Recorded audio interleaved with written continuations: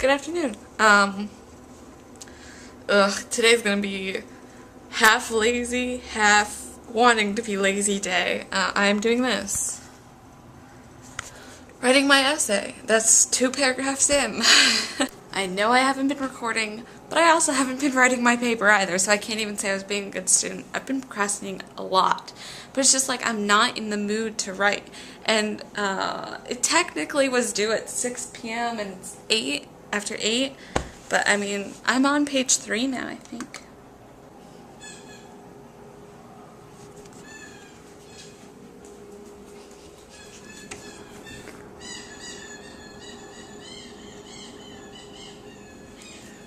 Really?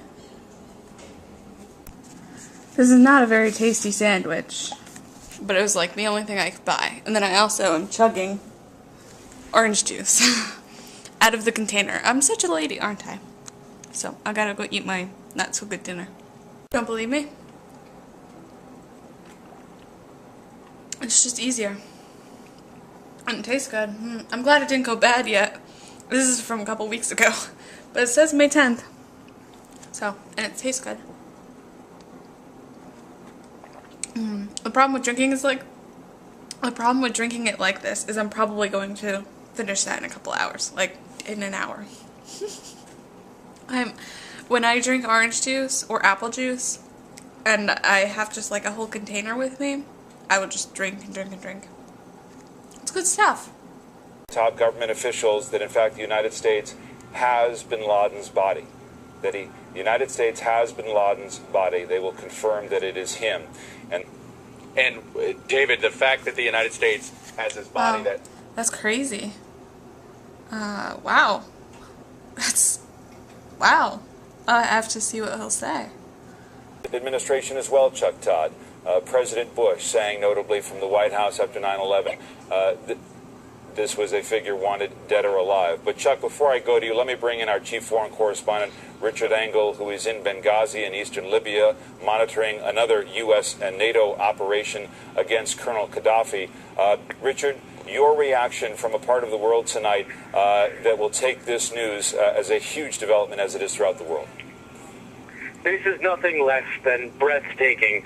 This ends a chapter, the global war on terrorism, which has defined a generation, which has defined the U.S. military missions in Afghanistan and Iraq. So many people, so many soldiers have been waiting for this moment. I know incredible numbers of troops who have been wondering what they were doing in Iraq, wondering what they were doing in Afghanistan for year after year, deployment after deployment. And now when they hear that Osama bin Laden is dead, they will feel that their sacrifice has been for something. Trickling out and the confirmation started coming in. Absolutely. Chuck, I can also tell you 6th Avenue in New York, people spontaneously learning on their personal electronic devices, spontaneously walking up to other groups of people saying, have you heard? This is truly one of those moments. People will remember where they were when they heard Osama bin Laden is dead. And in 2 minutes, I am told... It's called Twitter. And I know a lot of people are going to remember learning about this from Twitter as opposed from TV. And like I learned, somebody on Facebook posted, and I went to MSNBC, or MSN.com, and it's right on the front page. And I just started watching the live feed, and I've been watching it for like almost an hour now. But word is spreading like wildfire on Twitter.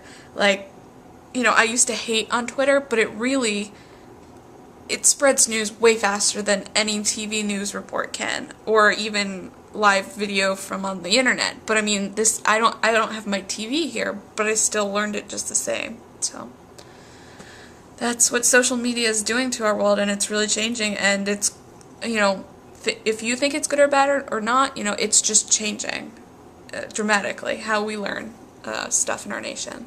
The military, Army, Navy, Air Force, Marines, and JSOC. And the U.S., the global war on terrorism, has created this organization as an incredibly powerful division of the U.S. military. About the other issues that come out of this, including but not limited to safety of Americans and American facilities. At my direction, the United States launched a targeted operation against that compound in Abbottabad, Pakistan. A small team of Americans carried out the operation with extraordinary courage and capability. No Americans were harmed. And on nights like this one, we can say to those families who have lost loved ones to Al-Qaeda's terror, justice has been done. And with that, the President of the United States announcing that Osama bin Laden, the founder of Al-Qaeda, a man with thousands of Americans' blood on his hands, has been killed in an overseas raid at the hands of the United States military. And where, again, the information we've expected, the follow-on reporting, is already starting. And I want to take a moment and show you this picture. We showed it briefly, but I want to go back here. This is across the street from the White House in Washington. While something short of VJ Day in this country, as you look at this picture, listen to some numbers. More than 2,600 people died here in New York City when the World Trade Center towers came down. More than 125 people died at the Pentagon. 256 people died on board 4 aircraft. The death toll surpassing that of Pearl Harbor. Tonight, Charles Wolfe, who lost his wife, Catherine, in the Twin Towers, said, quote, "I am really glad this man's evil is off this earth forever." So basically, all I have to say is, thank you, Jason Bourne, and, you know, you did a great service to your nation tonight. Is that geeky? Yes, but that's essentially what it is, isn't it, you know? And if you doubted that was possible, are you in America? I have no idea how I'm supposed to go back to writing my paper after all of that. I mean, like, how do you just go back to something as trivial as writing a paper that is in the end useless and it doesn't contribute to anything?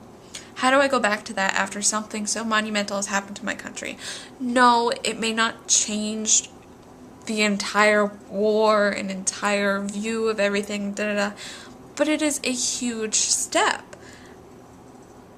And I don't know how to go back to just bullshitting some paper to turn in by noon tomorrow. Like, I don't get, like, it does not compute, it doesn't work. Like, I don't understand how I could just go to something as trivial as that, but I mean, obviously, I have to get it done, but it just seems so strange that, you know, I'm here sitting in my college dorm writing a very useless paper in the real world. It's talking about narrators in contemporary fiction. That's pointless. Except for people who have nothing better to do. And there are countless people. They're going overseas, risking their lives and their families' lives and everything about them just to keep us safe and to keep the privileged, like I am, here safe in my room on college campus, learning and having an education that most people can't have. And it's hard to, you know, with people dying left and right for my country, and for us to finally have such a big success as this, and then just to go back to writing a paper on something that will not change the world and has little to no effect on anything at all, and it's not going to get past the hands of my professor, and all it is a grade. That's not my life, you know what I mean? It's hard for my mind to go from one to the next. So, but I just wanted to say that to document, of course, what a monumental day this is, and just the way my brain is working right now, you know. It doesn't, yeah, that's all I wanted to say. So, I have to go figure out how to write this paper.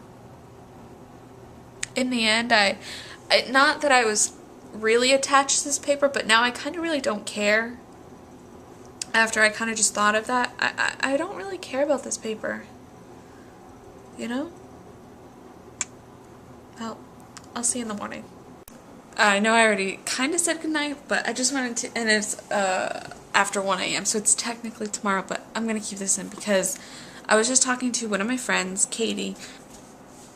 So I just posted on Facebook just how hard it is for me to go back to writing this paper that I think is like inconsequential now. And Katie messaged me and she was like, I'm feeling the same thing about her paper or whatever.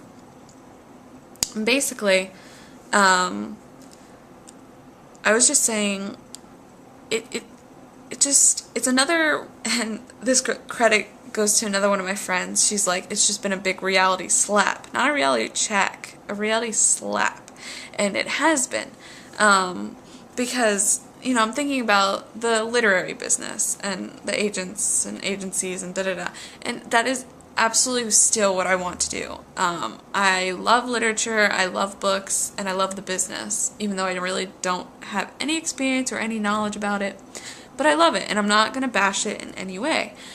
But my thing is, it's just a different kind of impact. Yes, books impact people, but just not in the same way as a bullet impacts you, You, as an agent, putting the deal out to sell this awesome book, whatever it is, whatever genre it is, it doesn't matter.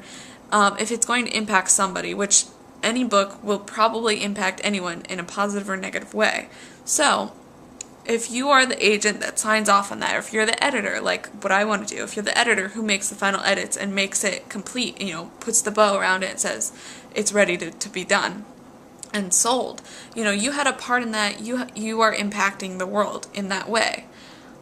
But to me, that's not the same kind of impact as if, your gun recoils, hits you in the shoulder as you just made your first kill on foreign soil.